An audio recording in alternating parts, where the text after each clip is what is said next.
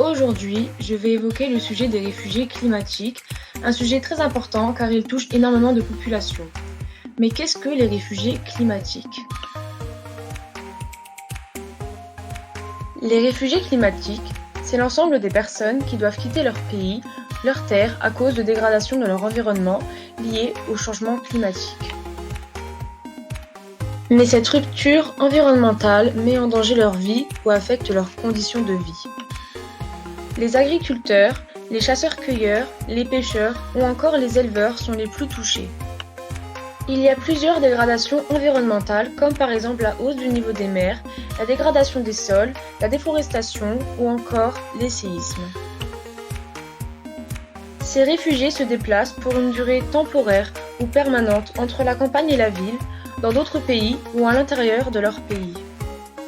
On compte au total 184,6 millions de réfugiés climatiques entre 2008 et 2015, ce qui équivaut alors à 26,4 millions de personnes par année.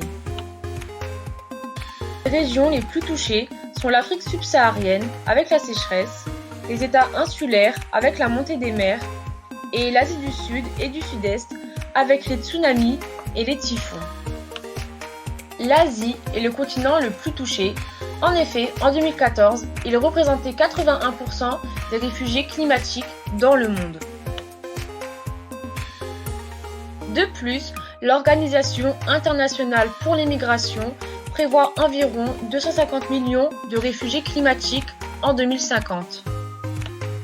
D'après l'Organisation des Nations Unies, une personne migre chaque seconde pour des raisons climatiques.